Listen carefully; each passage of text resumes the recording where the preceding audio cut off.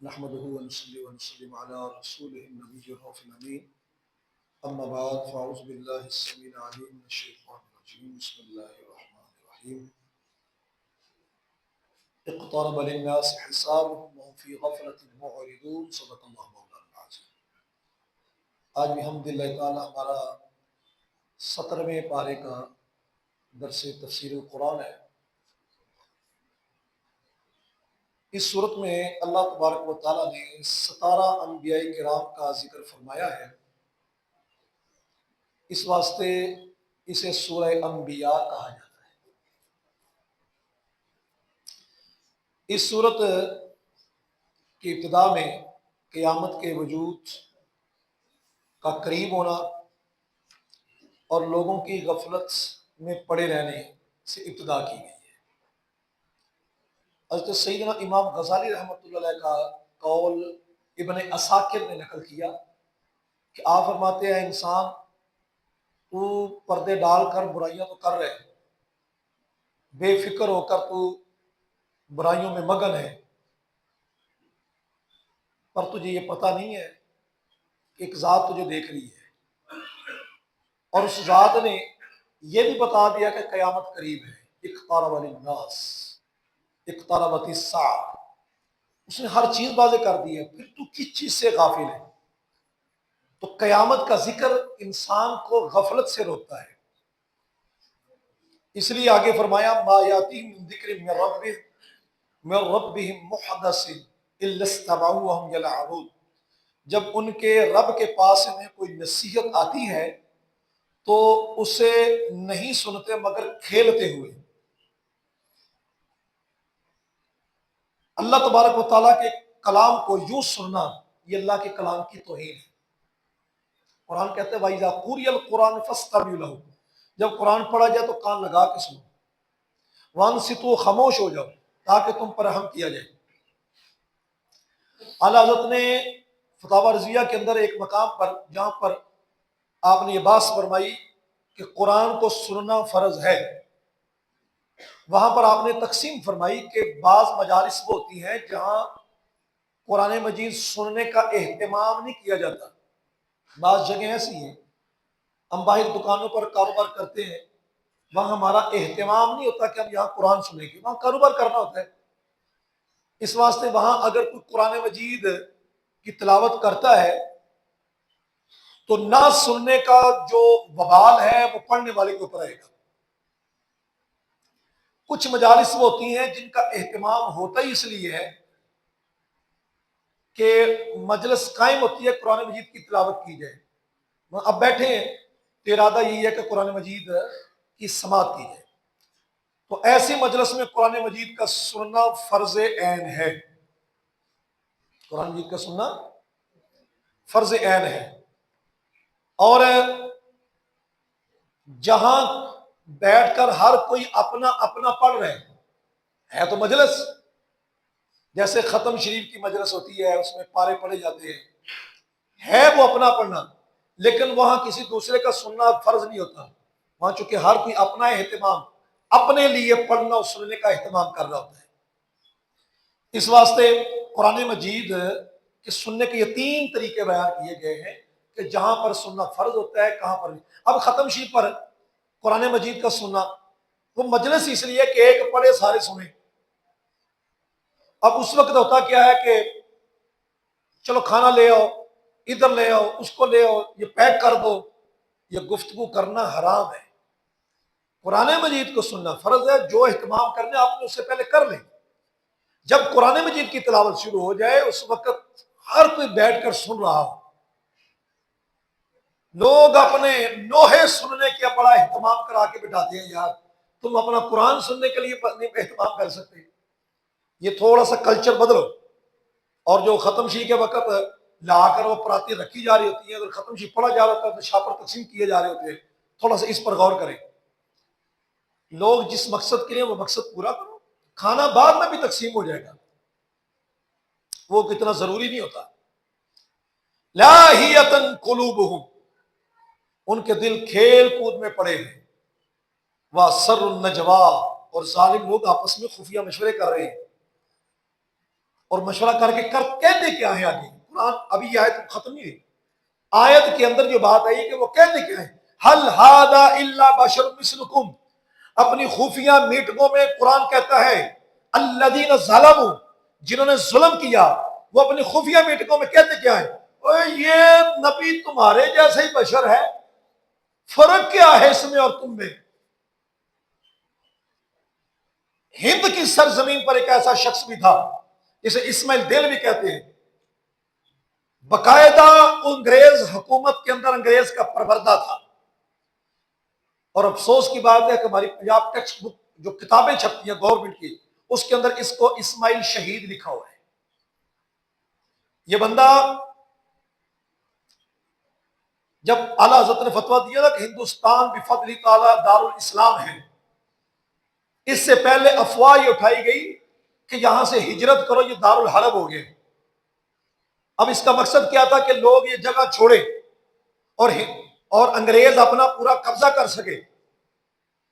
تو اللہ حضرت نے اس دور میں فتویٰ دیا تھا بفضل تعالی ہندوستان دارالاسلام ہے، اذانیں یہاں ہو رہی ہیں، نمازیں پڑھنے کی یہاں گنجائش دی جا رہی ہے، یہ دارالحرب کہاں سے ہو گئے؟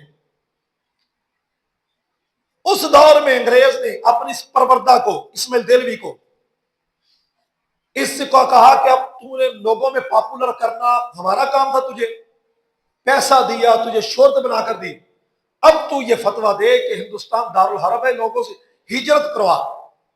لوگوں کی ہجرت شروع ہوگی، لوگوں نے یہ جگہ چھوڑنی شروع کر دی۔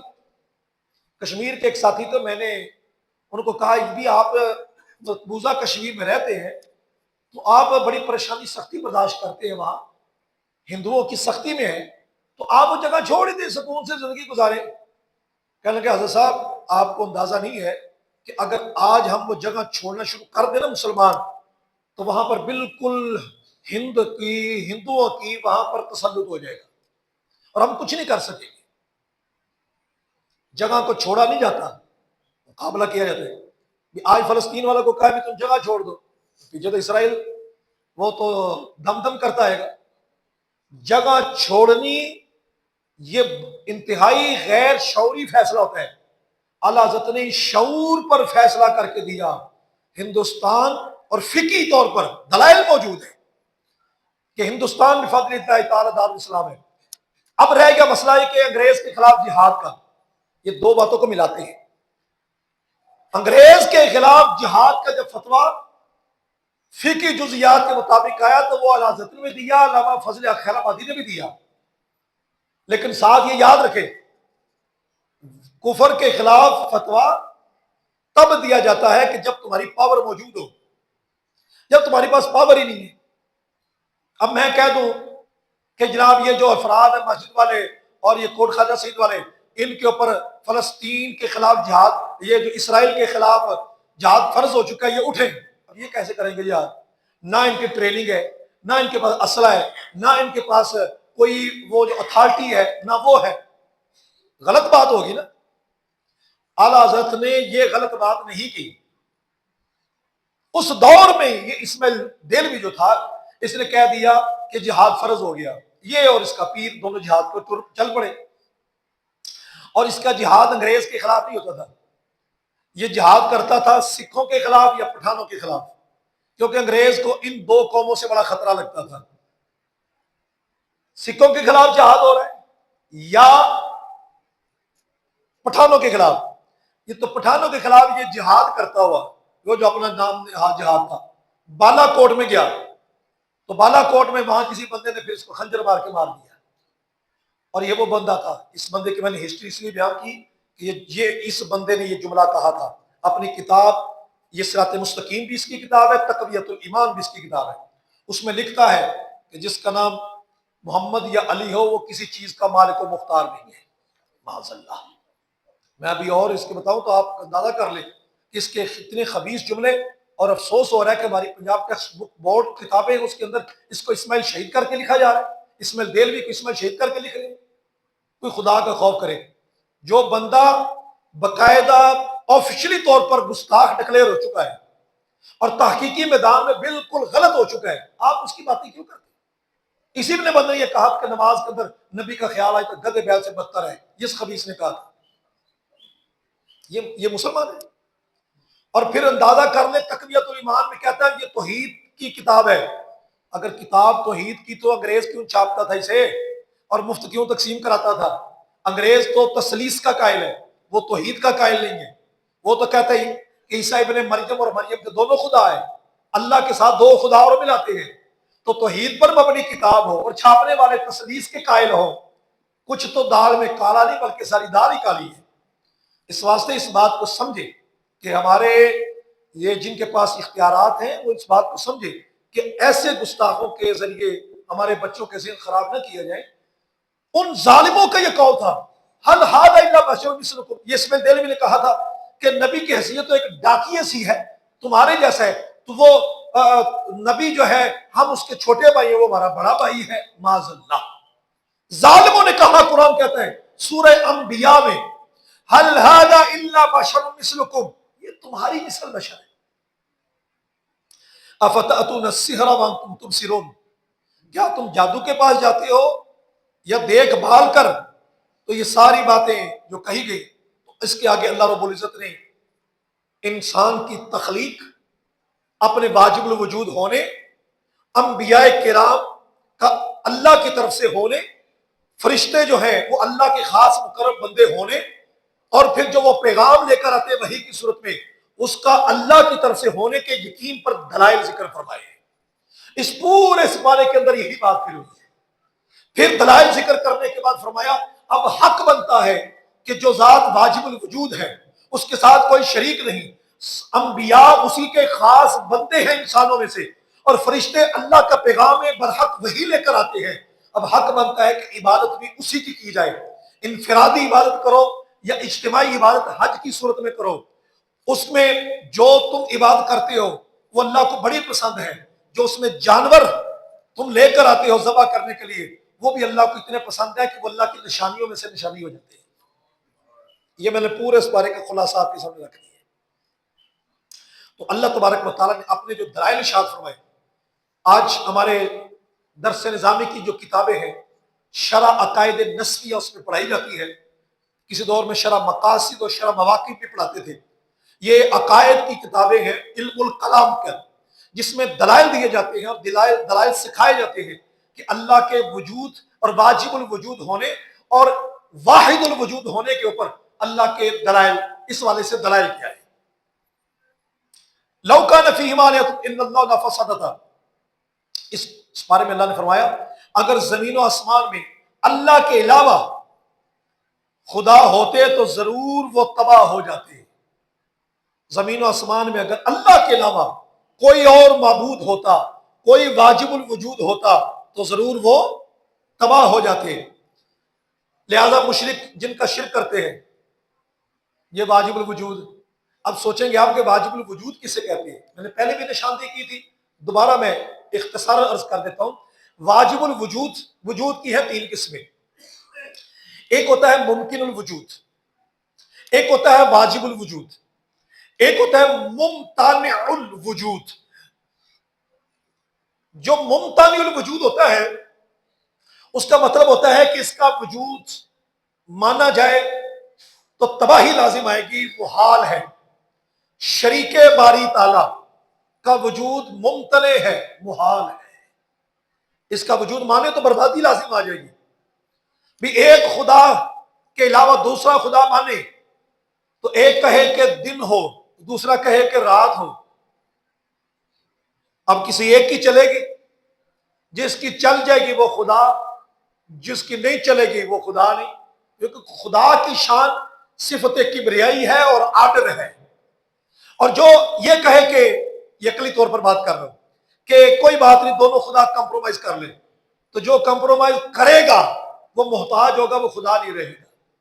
خدا وہ ہے جو کسی کا محتاج نہ ہو، اپنی بات کے اندر کسی کے ماتحت نہ ہو، اپنی بات کے اندر کسی کے ساتھ کمپرومائز کرنے میں مجبور نہ ہو. خدا وہ ہے جو اپنی شان کبریائی کے ساتھ پورے زور کے ساتھ وجود رکھتا ہو اور اپنے وجود میں کسی کا محتاج نہ ہو. تو ممتنع الوجود شریک باری تعالیٰ، اس کا وجود مانے تو نظام دھرم برم ہونا لازم آ جائے. اور ایک ہے ممکن الوجود. ممکن الوجود کا مطلب یہ ہے کہ جس کا ہونا نہ ہونا برابر ہے. مثلا آپ کا وجود ایک وقت میں نہیں تھا، اب ہے، ایک وقت آئے گا نہیں ہوگا. آپ کی نیند، رات کو آپ سوئے تھے تو یہ ایک وقت میں ہے، اب آپ نہیں سو رہے، ایسے ہی ہے نا، جاگ رہے ہیں نا.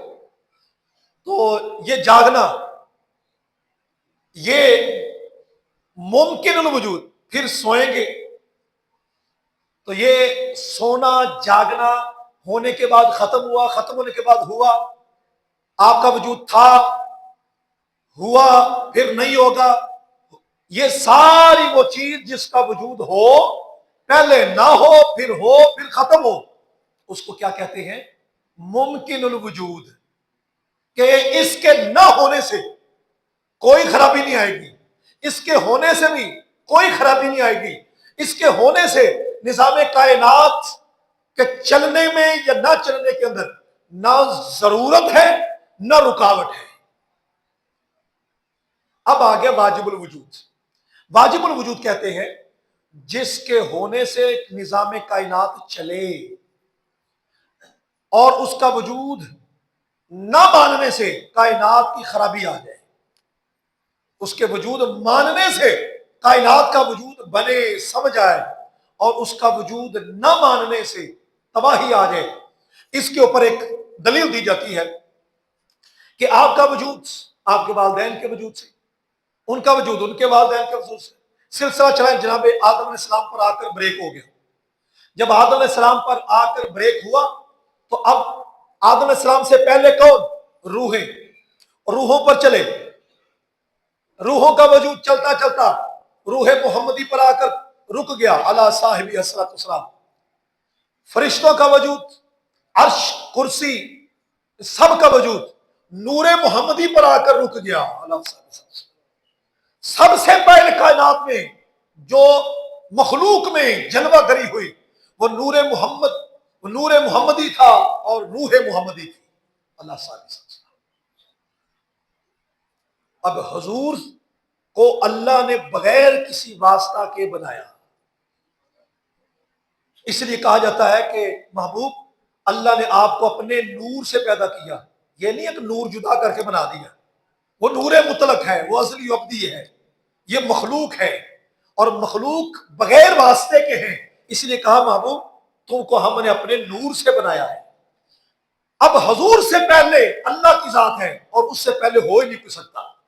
ساری کائنات، ممکنات، مخلوقات، سب کا وجود ایک منتہا نقطے پر ٹھہرتا ہے اور وہ نقطہ منتہا اللہ کی ذات ہے. اس کے لیے ہونا ضروری ہے. سارے وجود اسی کے محتاج، وہ کسی کا محتاج. واجب الوجود اسے کہتے ہیں، واجب الوجود اسے کہتے ہیں کہ سارے وجود اس کے محتاج ہوں، وہ کسی کا محتاج. ٹھیک ہو گیا. اب اگر کوئی شرک کی تعریف آپ سے کرے یا پر شرک کے والے سے بات کرے تو سب سے پہلے آپ نے کام یہ کرنا ہے کہ کہنا کہ جی ہمیں پہلے واجب الوجود، ممکن الوجود، ممتنع الوجود کے بارے میں بتائیں کہ اسے وہ کسے کہتے ہیں، کیونکہ آپ کو تو پتہ ہے نا. آپ نے جب واجب الوجود ہونے کی تعریف اسے سننی ہے، ان کا بھی واجب الوجود وہ ہے کہ جس کے ہونے سے نظام کائنات ہو، سارے وجود اسی کے محتاج ہو، اس پر کبھی عدم نہ آیا ہو، اس کے وجود میں کبھی نہ یہ والی بات نہ ہو، عدم ہے ہی نہیں وہاں پر. وہ کہا جی ٹھیک ہے. اب کہیں داتا و خواجہ کی بات تو ان کو یہ جناب داتا خواجہ سے جا کر اگر کوئی مانگتا ہے اور کہتا ہے کہ ہمیں یہ میری مشکل حل کر دے تو یہ بتائیں، آپ کہتے ہیں شرک ہے. شرک تب ہوگا جب واجب الوجود کے ساتھ کسی اور کو واجب الوجود مانے. برابری تبھی ہوگی نا، شرک تبھی ہوگا کہ جب داتا و خواجہ کو واجب الوجود مانے پھر کہیں گے کہ معبود مانا ہے. جس کو معبود مانا جائے وہ واجب الوجود ہے، اور جو واجب الوجود ہوگا معبود وہی ہوگا.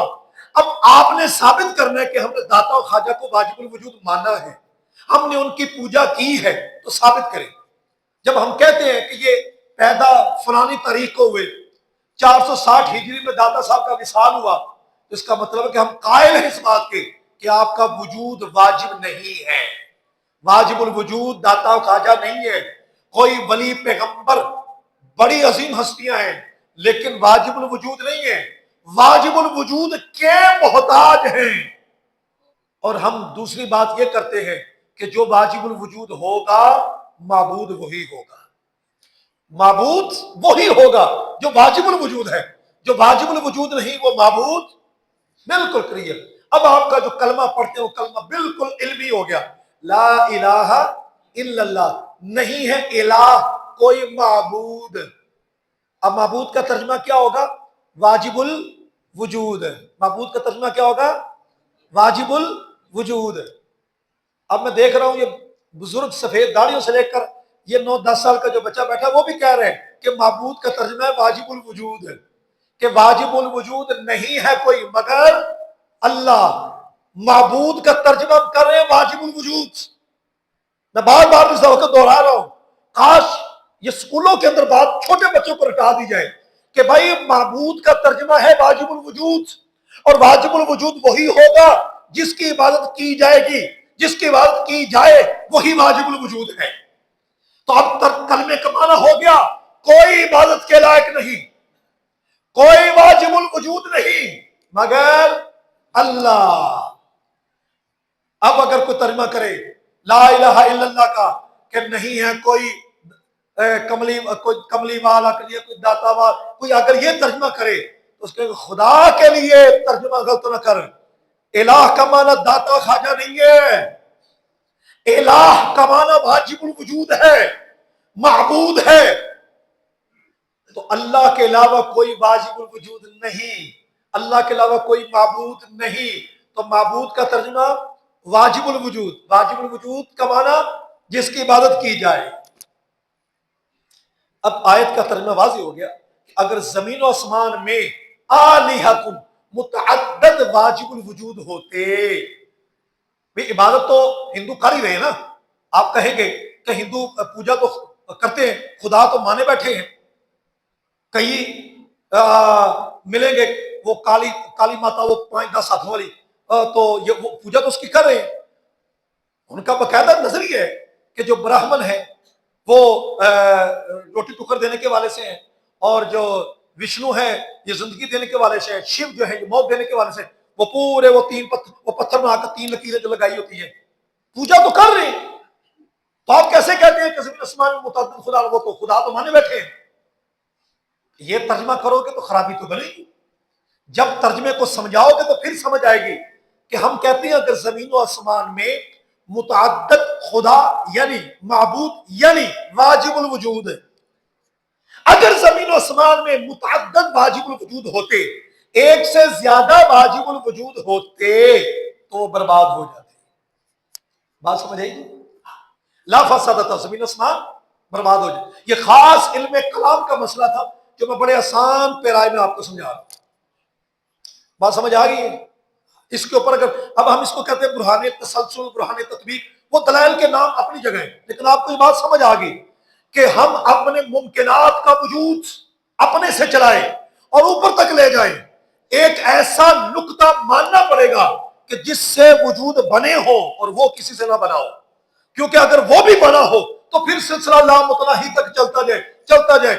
وجود کی سمجھ نہیں ہے کہ یہ بنا کس سے, سوال ٹھہرتا جائے گا بھئی وہ کس سے بنا, انتہا تو بتاؤ. پھر وہ جو جس سے بنا وہ کسی سے نہ بنا ہوگا, اور وہ نقطہ منتہا جو آخری سٹاپ ہوگا وہ واجب الوجود ہوگا. وہ نقطہ منتہا واجب الوجود ہوگا جسے ہم معبود کہتے ہیں, عبادت کے لائق سمجھتے ہیں, اور وہ خود ہے, خود ہے. اس کو کوئی لایا نہیں ہے, وہ خود ہے, خدا ہے. بات سمجھ آ گئی؟ تو اس کے آگے وہی میں نے عرض کیا کہ انبیاء کرام کے واقعات بیان کی. نبیوں میں ابراہیم علیہ السلام کی جو توحید تھی وہ بڑی نرالی رہی. بچپن میں وہ ستارے اور سورج اور چاند کو دیکھ کر کہا لگتا ہے یہ میرا رب ہے, لگتا ہے یہ میرا رب ہے, لگتا ہے یہ میرا رب ہے. جب ڈوب گیا تو کہا لوگوں ڈوبنے والا بھی بڑا خدا ہوتا ہے. دیکھا نا, آپ نے دلیل سے ثابت کیا عقلی طور پر کہ جس کے اوپر حدوث آ جائے, جو فنا ہو جائے، جس میں بقا نہ رہے، وہ خدا نہیں ہوتا، واجب الوجود نہیں ہوتا۔ اب آپ کے ساتھ علمی بات کرنے میں لطف رہے گا کہ وہ واجب الوجود نہیں ہوگا۔ واجب الوجود جو ہوگا اس میں تغیر نہیں ہے، زمانے کے تغیرات اس کو متاثر نہیں کرتے، مکان کی تبدیلیاں اس کے اندر تبدیلی رونما نہیں کرتی، تو تغیر و تبدل کے اثرات جو اپنے اندر لے جائے وہ خدا نہیں ہے، زمانے کی تبدیلی اپنے اندر لے جائے وہ خدا نہیں ہے۔ پھر اگلا دور آتا ہے، آزر چچا آپ کو کہتا ہے چل یہ بت لے جا مارکیٹ میں سیل کر کے آ، کہتے ہیں اچھا چچا کر لیتی ہے، بڑوں کی بات ماننی چاہیے۔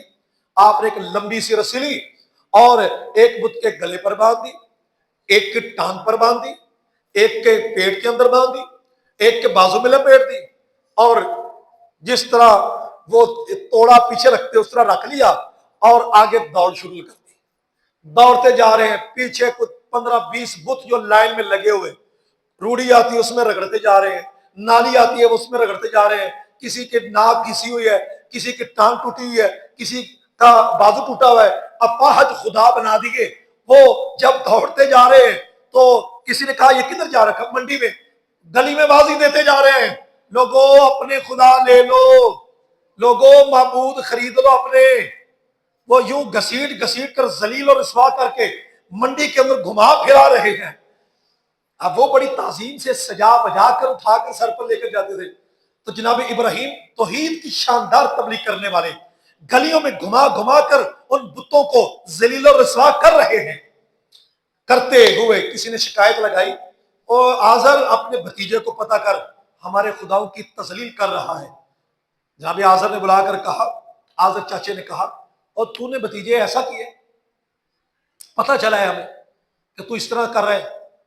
تو ان کے چچا یہ بت تیرے سامنے موجود ہیں، میں نے لوگوں کو کہا کہ اپنے معبود خرید لو، نفع و نقصان یہ دیں گے، ظاہری بات ہے خدا ہے، نفع بھی دے گا نقصان بھی دے گا، تو میں نے لوگوں کو کہا ہے کہ خرید لو۔ اب لوگ کیسے خریدیں؟ یہ تو اپنے آپ کو نہیں بچا سکے، یہ تو اپنی صفائی کا خیال نہیں رکھ سکے، وہ اپنا بازو ٹوٹنے سے بچا نہیں سکا، یہ اپنی ٹانگ ٹوٹنے سے خود کو بچا نہیں سکا، یہ خدا ہے جو اپنا منہ بھی نہ بچا سکے، نفع نقصان کے مالک نہ ہو، بھلا یہ خدا ہو سکتے ہیں؟ عقلی طور پر قائل کرتے تھے۔ اب 17ویں پارے میں آپ کو بڑا غصہ، بتوں پر کے خلاف تو آپ کا علم جہاد بلند تھا، لوگوں نے کہا میلے پر جائیں، آپ کو سمجھ لگی میلے پر جا رہے ہیں۔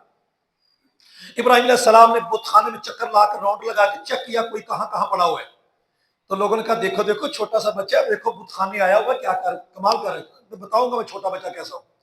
نوجوان ہو گئے تھے، جب چلے تو آپ نے کہا وَتَاللَّهِ لَأَكِيدَنَّ أَصْنَامَكُمْ بَعْدَ أَن تُوَلُّوا مُدْبِرِينَ، اللہ کی قسم میں تمہارے بتوں کے ساتھ ضرور برا سلوک کروں گا، تم جاؤ تو صحیح دیکھو کرتا کیا۔ وہ گئے، پیچھے کلوڑا پکڑا، فَجَعَلَهُمْ جُذَاذًا إِلَّا كَبِيرًا لَّهُمْ لَعَلَّهُمْ إِلَيْهِ يَرْجِعُونَ، ان کے ٹکڑے ٹکڑے کر دیے، مگر بڑا جو تھا وہ چھوڑ دیا، اس کے کندھے کے اوپر کلاڑا رکھ دیا۔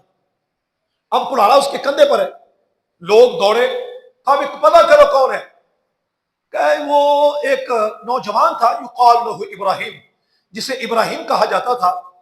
پتہ کو لوگوں کے سامنے لے آئے، نمرود کے دربار میں کھڑا کر لیا گیا، انت فعلت ھذا بآلہتنا یا ابراہیم، اے ابراہیم تو نے یہ کیا ہے؟ قال بل فعلہ کبیرہم، فرمایا یہ بڑے کی سازش لگتی ہے، یہ کندھے پر کلاڑا رکھ کر بیٹھا ہوا ہے، تم اوپر سے آ گئے تھے اس لیے رک گئے، یہ ساروں کے ساتھ برا سلوک کر کے یہ بیٹھا ہوا ہے۔ اب وہ لوگ بڑے پریشان بھی، یہ باتیں کیسے کر رہے ہیں، اور اپنی مت مارے گی۔ قرآن فرجعوا الى انفسهم فقالوا انکم انتم الظالمون، فقالوا انکم، انہوں نے کہا بے شک، اپنے دل میں لوٹے اور کہا یار تم بڑے ظالم ہو، تمہیں یہ اندازہ ہی نہیں ہے کہ کیا کر رہے ہو، کبھی تمہارے سامنے یہ پیش کیا جا رہا ہے کہ انہوں نے توڑ دیا ہے اور تم پھر یہ کہہ رہے ہو کہ بھئی یہ بڑے نے توڑا ہوگا۔ فقالوا انکم انتم الظالمون، تم بڑے ظالم۔ ثم نکسوا علی رؤوسہم، پھر وہ پرانی کھوپڑی پر پلٹے، ثم نکسوا علی رؤوسہم، اپنے سروں پر واپس آئے، پلٹے، کہا بھی تمہیں پتہ ہے کہ ابراہیم یہ بول نہیں سکتے۔ فرمایا جو بول نہ سکے، نفع نقصان کے مالک نہ ہو سکے، تم پر بھی لعنت ہے، ان پر بھی لعنت ہے، تو فو تم پر۔ کوئی زندگی کا منشور کو مقصد کو عقل و شعور سے فیصلہ ہوتا ہے۔ ایک ڈگر پر چلتے جا رہے ہو، جی ہمارے بڑے پوچھتے تھے، انہوں کبھی نہیں۔ اب جب دلائل ختم ہو جائیں تو جہالت دو چیزیں لے کر آتی ہے، جہالت دو چیزیں لے کر آتی ہے، ایک دھمکیاں، دوسری گالیاں، اور اگر کوئی کاروائی کرنا چاہے تو پھر شرعی بندے کو تکلیف دینا۔ تو یہ دو تین کاروائی ہوتی ہیں، جہالت کے اندر یہ تین کاروائی پکی ہیں۔ انہوں نے کہا کہ کیا کرو، حرقوا وانصروا آلہتکم، ابراہیم کو جلا دو، اپنے خداؤں کی مدد کرو۔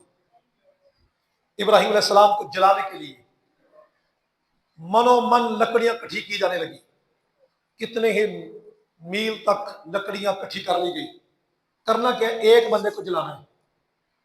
اس بندے کا روحانی وجود کتنا ہے کہ ایک ہونے کے باوجود بھی کان امتا، قرآن کے کہتے ہیں ابراہیم علیہ السلام تنہے تنہا امت تھے۔ ایک بندے کا وجود اتنا وزنی ہو جاتا ہے تو پہلے اپنا روحانی وجود بناؤ، پھر تبلیغ میں آؤ۔ نبی پاک صلی اللہ علیہ وسلم نے اپنا پہلے روحانی وجود بنایا، بلوغ سے پہلے روحانی وجود بنا لینا چاہیے، یا ابتدائے بلوغ کا زمانہ جو ہوتا ہے اس میں روحانی وجود بن جانا چاہیے۔ جب میدان میں اترے پھر روحانی وجود نہ بناتا پھرے، اب میدان میں کام کرنا ہے۔ ابراہیم علیہ السلام کو جلانے کے لیے جب سوچا بھی قریب کس کو کریں، ایک بڈھا بندہ تھا، اس کو آگ میں جلانے کے لیے پھینکا، انشورنس ہوا تو اس کو پھینک دیا۔ اب قریب جا کے دوسرے پھینکا، بھی پتا لگا بندہ جل رہا ہے۔ پھر ابراہیم علیہ السلام کو جلانے کے لیے سوچا بھی کیا کیا جائے۔ شیطان انسانی شکل میں آیا، انجینئر بن گیا، آ کر کہتا میں تمہیں بتاتا ہوں نبی کی توہین کیسے کرنی ہے۔ شیطان انجینئر کی شکل میں آیا اور آ کر اس نے بتایا کہ نبی کی توہین کیسے کرنی ہے۔ اس نے، شیطان نے منجنیق کا ڈیزائن جہنم میں دیکھا ہوا تھا، اس نے وہ ڈیزائن کیا، اور منجنیق کو کھینچ کر بندے پھینکے جاتے تھے جہنم میں خاص جگہ۔ ابراہیم علیہ السلام کو منجنیق پر بٹھا دیا گیا، منجنیق چلانے لگے، چلے نا، رحمت کے فرشتوں نے زور دے دیا۔ شیطان دیکھ رہا تھا، اس نے کہا بھی یوں کرو، یہاں پر کچھ بندوں کی شرمگاہیں ننگی کرو۔ جو ہی شرمگاہیں ننگی ہوئی، رحمت کے فرشتے اٹھ گئے۔ ہاں جی، وہ قوم جو اپنے گھروں میں نکریں ڈال کر گھومتی ہے، بازاروں میں نکریں ڈال کر گھوم رہی ہوتی ہے، اور ہمارے نوجوانوں کے جن کے باپ تھوڑا سا کمائی شروع کر دے تو وہ نوجوان ان کے بچے ہوتے ہیں، نکر ڈال کر شرٹ ایک چھوٹے لے کر تو کتا ہاتھ میں لے کر بازاروں میں گھوم رہے ہوتے ہیں۔ یہ کیا جی، یہ امیر ہوئے ہیں، اور یہ نکر ڈالی ہوئی ہے تم نے۔ پھر ہماری فٹ بال کی کھیل اور ہاکی کی کھیل بھی بڑی عجیب سی ہے، وہاں نکر ڈال کے کھلا رہے ہوتے ہیں۔ میں نے ایک بندے کو کہا اگر یہ نکر گھٹنے سے نیچے آ جائے تو کیا فٹ بال کی گیند یا ہاکی کی گیند اس کے اندر چلی جائے گی؟ مجھ سمجھ سے بالا کر ہے کہ بھئی گھٹنے اگر مرد کی شرمگاہ ہے اس کو اب چھپاؤ۔ شرمگاہ ننگی کرنے سے رحمت کے فرشتے اٹھ جاتے ہیں، اٹھ گئے۔ منجنیق چلنے لگے، جبریل امین اللہ کی بارگاہ میں سر بسجود ہو کر عرض کرنے کے مولا مجھے اجازت دے میں تیرے بندے کی مدد کے لیے جاؤں۔ فرمایا جبریل اجازت ہے۔ جبریل امین حاضر خدمت ہوتے ہیں، منجنیق چل پڑتی ہے، حضور اجازت دیں تو پر مار کے ساری آگ سمندر میں پھینک دوں۔ فرمایا اللہ کے آرڈر سے آئے ہو یا اجازت لے کر؟ کہا یہ اجازت لے کر ہی آیا ہو۔ فرمایا پھر چلا جا، مجھے تیری مدد کی ضرورت نہیں ہے۔ کہا پھر اللہ سے ہی مانگے۔ کہا اللہ تو میری حالت خود دیکھ رہا ہے، اب مانگنا پیچھے رہ گیا ہے۔ مانگنا اس سے جاتا ہے جس کی توجہ نہ ہو، توجہ جب پوری ہو مانگنا تو توجہ کے لیے ہوتا ہے۔ تو میری حالت سے زار میرا رب دیکھ رہا ہے، اور خلیل کی حالت کو کیوں نہ دیکھے؟ میرا رب جیسے میری جی میں سونا راضی ہوئے، مرضی دیکھ سجن دی۔ اب رب کی تدبیر شروع ہوگی، آسمان کے فرشتے چیخ اٹھے۔ اللہ نے فرمایا جبریل اب میرا آرڈر لے، جنت کے اندر سے حلہ بھی لے جا، کیونکہ کپڑے تو جل جانے، حلہ بھی لے جا اور جا کر تخت ان کے نیچے بچھا دے۔ اور آگ کو اللہ نے خود خطاب کیا کہ جبریل جائے تو دیر نہ ہو جائے۔ فرمایا یا نار کونی بردن و سلام علی ابراہیم، اے آگ ٹھنڈی ہو جا، ابراہیم پر ٹھنڈی ہو جا اور ابراہیم پر سلامتی والی بھی ہو جا. اتنی ٹھنڈی نہ ہو جا کہ تکلیف دینا، سلامتی والی ہو جا. ابراہیم علیہ السلام جو ہی اندر داخل ہوئے، کپڑے جو پہنائے گئے یا پہنے وہ جل گئے، ہلا جنتی فوراً جسم پر آ گیا. آپ کے جانے سے پہلے فوراً تخت آ گیا. جو ہی آپ بیٹھتے ہیں اردا گرد کے جلے ہوئے کوئلے وہ سارے کے سارے ایسے ہرے ہونے شروع ہو گئے، پھل اگنا شروع ہو گئے، پھول اگنا شروع ہو گئے. آگ جل رہی ہے، آگ بھی جل رہی ہے اور پھل پھول بھی اگ رہے ہیں. معلوم ہوا کہ نبی کا وجود وہ وجود ہوتا ہے کہ نبی کی حیات کے بارے میں بات کرتے ہیں. یہ اسماعیل دہلوی یہی اپنی کتاب میں کہتا ہے کہ نبی نے کہا میں بھی مر کر اللہ معاف کرو، مٹی میں ملنے والا ہوں، تم بھی مل، تو مل مٹی میں خاک ہو جا، تو زندہ ہے واللہ، تو زندہ ہے واللہ. میرے چشمے عالم سے چھپ جانے والے، میری نظروں کی کوتاہی ہو تو میں یہ کہوں. نبی پاک صلی اللہ علیہ وسلم کا دیدار جنہیں نصیب ہوتا، پوچھ ان سے 72 مرتبہ 73 مرتبہ علامہ جلال الدین سیوطی رحمۃ اللہ دیدار ظاہری آنکھوں سے ہوا. نبی کا وجود جہاں ہو تو نبی کی حیات یہ ہوتی ہے کہ اردا گرد کی بے جان چیزیں بھی جاندار ہونی شروع ہو جاتی ہیں. کوئلہ ہوئے درخت وہ جاندار ہونے شروع ہو گئے. تو سوچا جائے کہ جو حضور کے پہلو میں آرام کر رہے ہیں، میرے آقا کی حیات تو رہی سو رہی، امام الانبیاء ہے، آپ کے دامن کرم میں ابو بکر و صدیق عمر و فاروق ہیں، اور دامن کرم میں جتنے ہیں اور جنت البقیع والے جتنے ہیں. میں تو قائل ہوں اس بات کا، میرے اکابرین قائل تھے اس بات کے. 14 صدیاں بیت گئی جو یہی فرماتے رہے کہ آقا کریم صلی اللہ علیہ وسلم آپ کی برکت کی سے جتنے آپ کے اردا گرد ہیں اور اولیاء کرام ہیں وہ زندہ ہیں، قبروں میں ان کو رزق دیا جاتا ہے، خوش ہو رہے ہیں. آگے حضرت سلیمان اور حضرت داؤد علیہ السلام کا واقعہ بیان کیا گیا اور قرآن اس میں ایک بات کہتا ہے فَفَهَمْنَاهَا سلیمان، ہم نے سلیمان کو فقاہت دے دی، سمجھ دے دی. معاملہ یہ ہوا کہ 2 بندے آئے سلیمان علیہ السلام کے والد گرامی حضرت داؤد علیہ السلام کے پاس، آ کر کہا کہ جی اس بندے نے کہ بکریاں ہیں، ریوڑ ہے، ریوڑ نے میرا کھیت اجاڑ دیا ہے، تو فیصلہ فرما دیں. حضرت داؤد علیہ السلام نے کہا بھی کتنے کا خرچ بنتا ہے؟ خرچ کا اندازہ لگایا تو پوری بکریاں وہ آ رہی تھی. فرمایا چل بھی بکریاں سے دے دی. وہ بکریاں لے کر وہ بندہ بڑا خوش، میرے پیسے پورے ہو گئے. وہ بندہ کہے جناب مجھے یہ بتائیں کہ میرا اس میں قصور کیا ہے؟ میں نے تو بکریوں نے کیا تو وہ تو میرا مال ہے. خیر فیصلہ ہو گیا. جب جا رہے ہیں اسی دربار کے اندر سے حضرت سلیمان علیہ السلام راستے میں مل گئے. بیٹے کہا بھی کیا بات ہے، پریشان کیوں ہو؟ وہ کہتا جناب میرا مال بکریاں سے یہ لے گئے، فیصلہ ان کے حق میں ہو گیا. فرمایا معاملہ کیا؟ کیس کی دوبارہ سماعت کی جائے. آپ ان کو لے کر آ گئے اور کہا حضور والا اگر آپ اجازت دیں تو میں ان سے مسئلہ دوبارہ سن کر کچھ میں عرض کر دوں. کہا ہاں کر دو. کیس دونوں کا سننے کے بعد کہا حضور والا میں یہ سمجھتا ہوں یہ بکریاں اسے دے دی جائیں جس کا کھیت ہے، کھیت والا ان بکریوں کا دودھ پیے، بیچے اور اس کے نفع اٹھائے. اس کو اس کا کھیت دے دیا جائے جو اجڑا ہوا کھیت ہے. یہ کھیت کو آباد کرے، جب کھیت آباد ہو کر اسی طرح لہلہانے لگے گا یہ اس کا کھیت واپس کر دے، یہ اس کی بکریاں واپس کر دے، دونوں کا مال محفوظ. یہ تو بڑا کمال کا ہے. فَفَهَّمْنَاهَا سلیمان، اللہ کہتا ہے ہم نے سلیمان کو بات سمجھا دی. حضرت سلیمان علیہ السلام کو کہا گیا کہ 2 نعمتیں ہیں، 2 خزانے ہیں، ان دونوں میں سے کوئی لے لے، یا مال کا لے لو یا علم کا لے لو.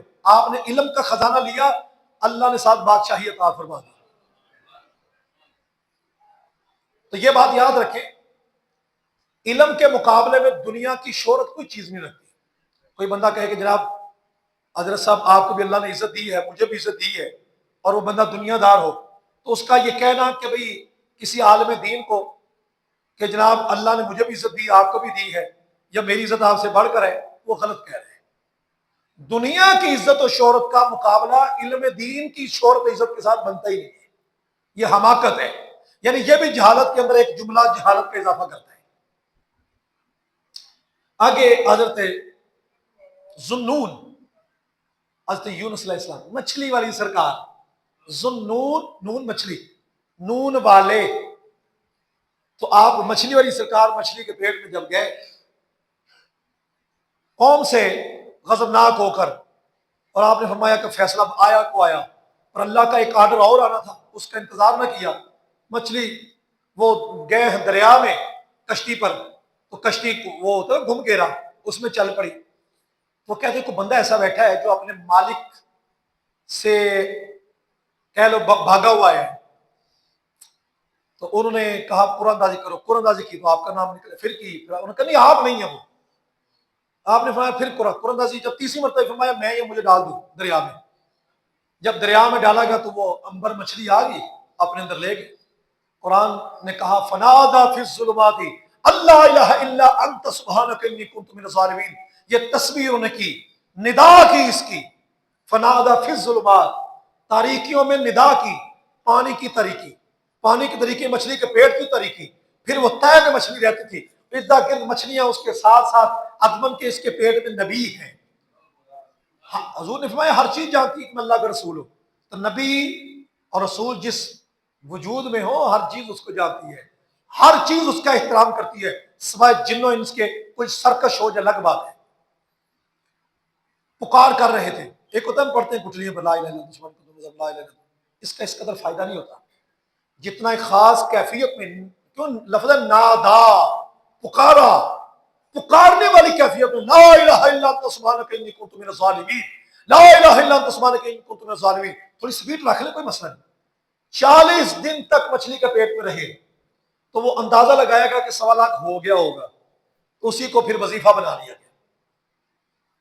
تو یہ تسبیح کی اللہ فرماتا ہے ہم نے ان کو بھی نجات دی اور ان کو بھی نجات دیں گے جو ان کے اس جملے کو فاستجبنا لہ ونجیناہ من الغم وکذالک ننجی المؤمنین، ہم نے ان کو نجات دی، دعا قبول کی، اسی طرح ہم مومنوں کو نجات دیتے ہیں، دیں گے، مضارع کا صیغہ۔ آگے یحییٰ علیہ السلام کا ذکر کیا، زکریا علیہ السلام کا ذکر کیا، ابن مریم کا ذکر، ان کا ذکر کیا، تورات انجیل کا ذکر کیا، زبور کا ذکر کیا، یہ ساری کتابوں کا ذکر کرنے کے بعد قرآن کہتا کیا ہے میرے محبوب جتنی نبیوں نے مشقتیں برداشت کی، ان کو جو جو مقامات ملے، مرتبے ملے، محبوب وہ سارے اللہ نے آپ نے اکٹھے کر دیے، وَمَا أَرْسَلْنَاكَ إِلَّا رَحْمَةً لِلْعَالَمِينَ، محبوب ہم نے آپ کو سارے جہانوں کے لیے رحمت بنا کر بھیجا ہے، جس کو جو مرتبہ ملا ہے وہ آپ کے دم خم سے ہی ملا ہے، آپ کے وجود باسعود سے ملا ہے۔ تو اب اس کے آگے پھر سورہ حج ہے، اس صورت کے اندر بیس بعد الموت کے بارے میں بتایا گیا، تخلیقی مراحل میں تبدیلیوں سے ایک ہی وجود ہوتا ہے، اس کی کئی شکلوں میں رومہاں ہونے کا ذکر کیا گیا، یہ تو اب پیدا ہونے کے بعد ہم دیکھتے ہیں نا۔ شکم مادر میں اللہ فرماتا ہے یا ایھا الناس ان کنتم فی ریب من البعث، اے انسان تم مرنے کے بعد اٹھنے کے بارے میں شک کرتا ہے، ذرا غور کر، فإنا خلقناکم من تراب، ہم نے تمہیں مٹی سے پیدا کیا، ثم من نطفہ، پھر آدم علیہ السلام کو مٹی سے پیدا کیا، ثم من نطفہ، پھر تمہیں تمہارا جو سلسلہ آگے چلایا پانی کے ایک بوند سے، پانی کے قطرے سے، ثم من علقہ، وہ پانی کا قطرہ شکم مادر میں ایک خون کی پھٹکری بنتا ہے، خون پھٹک جاتا ہے، پھر اس کے بعد وہ من مضغہ ایک گوشت کا لوتھڑا بنتا ہے، مخلقۃ بغیر مخلقۃ، اس کے کوئی نقشہ بنتا ہے، کسی کا نقشہ نہیں بنتا، پھر آگے سلسلہ چلتا ہے، وَنُقِرُّ فِي الْأَرْحَامِ مَا نَشَاءُ إِلَىٰ أَجَلٍ مُّسَمًّى، ہم شکم مادر میں بچے کو جہاں تک چاہیں رکھتے ہیں، وہ اللہ فرماتا ہے جہاں تک ہم چاہیں، ظاہری بات اس کی لمٹ موجود ہے، یہ کم سے کم 6 ماہ، اور اس کے آگے بتایا گیا کہ 2 سال، بعض رات میں 2.5 سال تک کی جو لمٹ آتی ہے، اس سے زیادہ بچہ شکم مادر میں رکھا جاتا ہے، اِلیٰ أَجَلٍ مُّسَمًّى، مقررہ میعاد تک شکم مادر میں رکھا جاتا ہے، بچہ بالکل مکمل ہو جاتا ہے 6 ماہ تک کم از کم یا 2 سال تک، مکمل ہونے کے بعد درمیانی مدت 9 ماہ ہونے کے بعد اللہ دنیا میں لے کر آتا ہے، پھر اس کے بعد وجود بدلنا شروع۔ اللہ الذی خلقکم من ضعف، کمزوری سے پیدا کیا، پھر کڑیل نوجوان ہوا، کڑیل نوجوان ہونے کے بعد پھر بڑھاپے کی طرف، بال سیاہ ہوئے، پھر سفیدی کی طرف آنے شروع ہو گئے، دانت نہیں تھے نکلے، نکلنے کے بعد ٹوٹے، پھر نکلے، پھر جب ٹوٹیں گے پھر نکلنے والی امیدیں بھی ختم ہونا شروع ہو جاتی ہے، ہڈیاں گھسنا شروع ہو گئی، نظر کم ہونا شروع ہو گئی، ہر چیز پھر قبر کے اندر ہے۔ فرمایا جس طرح ہم نے تمہارے ایک وجود کے اندر تبدیلی کی تو ہم اس بات پر قادر ہیں کہ مرنے کے بعد تمہیں دوبارہ بھی اٹھا سکے۔ تو اب حق بنتا ہے کہ عبادت اسی کی جائے جو تبدیلیاں کرتا ہے، جو قادر مطلق ہے، اور وہ تبدیلی کرنے والی ذات کون ہے؟ جس کی ہم عبادت کرتے ہیں وہ معبود ہے، یعنی واجب الوجود ہے۔ ماشاءاللہ، واجب الوجود۔ اب حق بنتا ہے کہ واجب الوجود کی عبادت کی جائے، واجب الوجود ہے تو اس کی عبادت کی جائے۔ اب اللہ کو عبادت پسند ہے، انفرادی طور پر ہے، اجتماعی طور پر۔ انفرادی طور پر آپ کرتے ہیں، نماز پڑھتے ہیں، زکوٰۃ دیتے ہیں، صدقہ و خیرات کرتے ہیں، حقوق کی ادائیگی کرتے ہیں۔ اجتماعی طور پر حج اللہ کو بڑا پسند ہے، جس کے پاس طاقت ہو، استطاعت ہو، وہ کرے۔ اللہ کو حج اتنا پسند ہے کہ اس کے جانور بھی شعائر اللہ میں سے ہیں، اللہ کی نشانیوں میں سے ہیں۔ وَأَذِّن فِي النَّاسِ بِالْحَجِّ يَأْتُوكَ رِجَالًا وَعَلَىٰ كُلِّ ضَامِرٍ يَأْتِينَ مِن كُلِّ فَجٍّ عَمِيقٍ۔ اللہ فرمایا اے ابراہیم لوگوں میں اعلان کر دے حج کا۔ میرے مولا میری آواز کہاں تک جائے گی؟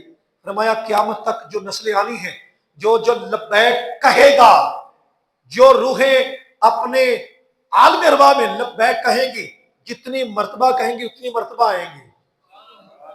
کوئی کیسے آئے گا، کوئی پیدل آئے گا، کوئی کمزور اونٹنی پر آئے گا، جہاں جہاں ہوں گے وہ آئیں گے۔ یشہدوا منافع لهم ویذکروا اسم اللہ فی ایام معلومات، آئیں اور اللہ کا ذکر کریں حج کے خاص دنوں کے اندر۔ پھر اللہ نے فرمایا یہ جو شعائر اللہ ہے، اللہ کی نشانیاں، وَمَن يُعَظِّمْ شَعَائِرَ اللَّهِ، جس نے اللہ کی شاعر اللہ کی تعظیم کی، اللہ کی جو جو نشانیاں ہیں، صفا مروہ اللہ کی نشانیاں، ولیہ کے قدم لگے اس کی تعظیم کرنی ہے، جو ہدی ہے جانور ہے قربانی کا یہ شاعر اللہ ہے، اللہ کی نشانی ہے، اس کی تعظیم کرنی ہے۔ جو جو اللہ کی نشانیاں ہیں اللہ کہتا ہے اس کی تعظیم کرنی ہے، بس یہی سمجھانا ہے۔ تعظیم اور چیز ہوتی ہے، عبادت اور چیز ہوتی ہے۔ عبادت میں واجب الوجود سمجھا جاتا ہے پھر عبادت کی جاتی ہے، اور تعظیم میں واجب الوجود کا بندہ خاص سمجھا جاتا ہے اور پھر اس کی محبت کے ساتھ عزت کی جاتی ہے، اسی کو تعظیم کہتے ہیں۔ پھر فرمایا جو عبادت ہو وہ ریا سے خالی ہو، کیونکہ معیار تقویٰ ہے، اور تقوی کے اندر یہ گوشت پوشت اللہ کے پاس نہیں پہنچتا۔ لَن يَنَالَ اللَّهَ لُحُومُهَا وَلَا دِمَاؤُهَا وَلَكِنْ يَنَالُهُ التَّقْوَىٰ مِنكُمْ، اللہ کو پاس تمہارا یہ بکروں کا اور جانوروں کا گوشت نہیں جاتا، تقویٰ جاتا ہے، اور وہ تقویٰ ہی پرہیزگاری اور اخلاص کے ساتھ ہے۔ پھر آخر میں اللہ تبارک و تعالیٰ نے کہا کہ جب حق بنتا ہے کہ واجب الوجود وہی ہے، واحد الوجود بھی وہی ہے، انبیاء اسی کے بندے خاص ہیں، وہی لانے والے فرشتے بھی اسی کے بندے ہیں۔ دلائل ذکر کرنے کے بعد پھر عبادت کا ذکر فرمایا، عبادت کا ذکر فرمانے کے بعد فرمایا جو ذات اس بات پر قادر ہے، اب یہ بھی سمجھ لیا جائے، بذالک بان اللہ یولج اللیل فی النہار، تو پھر یہ بھی سمجھ لو کہ یہ دن اور رات، دن رات میں داخل ہوتی ہے، پھر رات دن میں داخل ہو رہی ہوتی ہے، ایک دوسرے کے آگے پیچھے چلتی آ رہے نظام، یہ نظام لانے والی ذات اللہ ہے۔ سورج چاند ستارے کو پیدا کرنے والی ذات اللہ ہے۔ بارش آسمان سے برسے، زمین پر ہریالی ہو جاتی ہے، یہ ہریالی لانے والا اللہ ہے۔ موسم سردی کا ہو، بارش ہو تو پھل موسم سرما کے آئیں گے، گرمی کا موسم ہو تو پھل موسم گرما کے آئیں گے۔ اس ترتیب کے ساتھ نظام کو بنانے والی ذات اللہ ہے۔ یا ایھا الناس ضرب مثل فاستمعوا لہ، پھر آگے آخر میں جا کر 17ویں پارے کے اللہ تبارک فرماتا ہے اے لوگو، اللہ تمہارے لیے ایک مثال بیان فرماتا ہے، اس کو کان لگا کر سنو۔ ان الذین تدعون من دون اللہ، جو اللہ کے علاوہ کسی اور کی پوجا کرتے ہیں، من دون اللہ، یہ مسئلہ یاد رکھ لیں، من دون اللہ، اللہ کے علاوہ وہ ہیں جن کو مشرک واجب الوجود سمجھ کر عبادت کرتے ہیں۔ قرآن میں جہاں بھی من دون اللہ آئے، من دون اللہ، قرآن مجید میں جہاں بھی آئے گا اس سے مراد اللہ کے مقابلے میں واجب الوجود سمجھے جانے والے، جن کی عبادت جن کی جائے، عبادت کی جائے، واجب الوجود سمجھا جائے، عبادت جس کی جائے وہ واجب الوجود ہوتا ہے، اور جو واجب الوجود ہوتا ہے اسی کو معبود سمجھا جاتا ہے۔ اللہ کے علاوہ کسی کو واجب الوجود سمجھا یا عبادت کے لائق سمجھا تو ایک ہی مطلب ہوگا، عبادت کے لائق سمجھا واجب الوجود خود سمجھ لیا، واجب الوجود سمجھا تو عبادت کے لائق سمجھ لیا۔ قرآن میں من دون اللہ جہاں بھی آئے اس سے مراد یہ ہوتے ہیں کہ جن کو واجب الوجود سمجھا جائے، اور کوئی مسلمان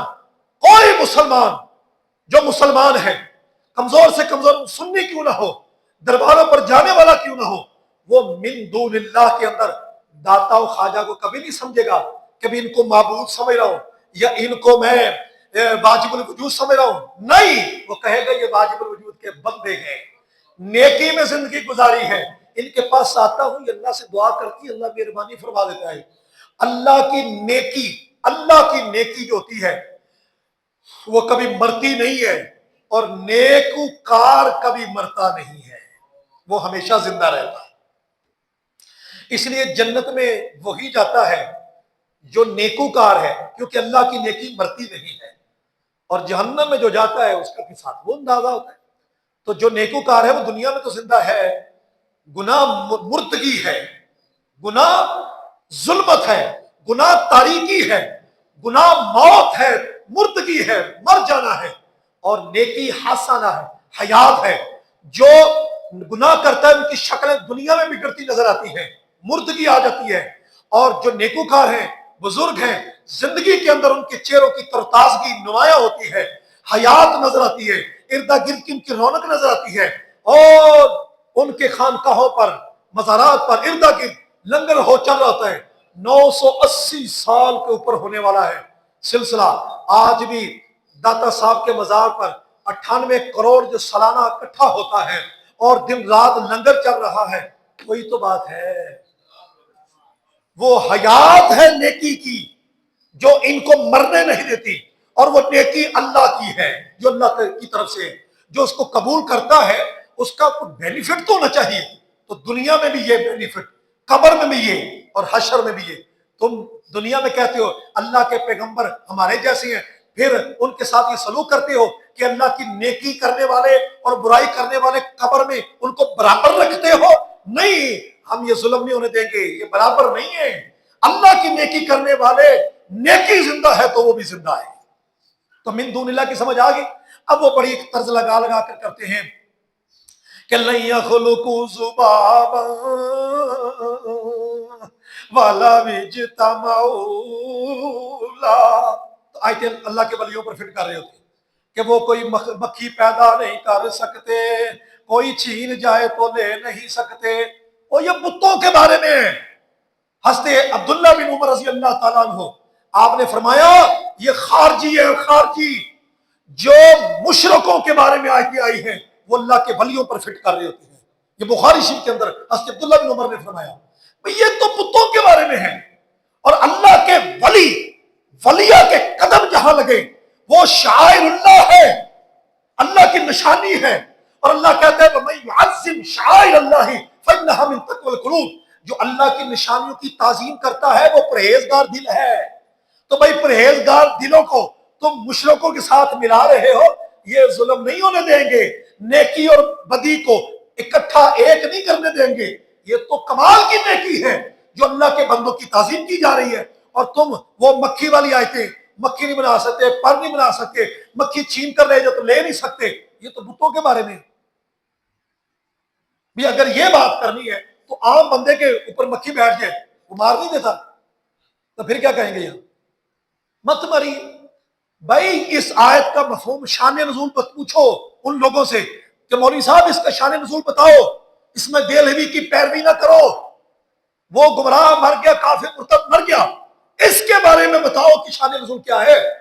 جو 14 صدیوں سے چلتا آ رہا ہے وہ شان نزول بتاؤ، جو صحابہ سے ہے، جو تابعین سے ہے، جو پہلی تفسیروں میں لکھا ہے کہ یہ آیت بتوں کے بارے میں آئی تھی کہ جن کو واجب الوجود سمجھتے ہیں ان بتوں کو، اور ان کی پوجا کرتے ہیں، جن کی پوجا کرتے ہیں، معبود سمجھتے ہیں، یہ آیت ان کے بارے میں ہے۔ اللہ کے ولیوں کے بارے میں نہیں ہے۔ اللہ یستفی من الملائکۃ رسلا، اللہ آگے فرماتا ہے، اس سے اگلی آیت میں پڑھے، اللہ فرشتوں میں سے بعض کو منصب رسالت عطا فرماتا ہے اور لوگوں میں سے بعض کو منصب رسالت عطا فرماتا ہے، چن لیتا ہے، اور جو اللہ کے چنیدہ ہوتے ہیں وہ اللہ کے مقرب ہوتے ہیں، اور مقرب بندوں کو بتوں کے ساتھ ملانا یہی تو ظلم ہے۔ آگے میں اللہ نے فرما دیا آخر میں، اے ایمان والو رکوع سجدہ کر کے بات کرو، جہاد کرو، جہاد کرنے کا حق ہے، زکوٰۃ ادا کرو، اور اللہ کی رسی کو تھامے رکھو، ہوا مولاکم فنعم المولا ونعم النصیر، تمہارا مولا وہی ہے، حقیقی کارساز وہی ہے، کتنا ہی اچھا مولا ہے، کیا ہی اچھا مددگار ہے۔ واخر دعوانا الحمدللہ رب العالمین۔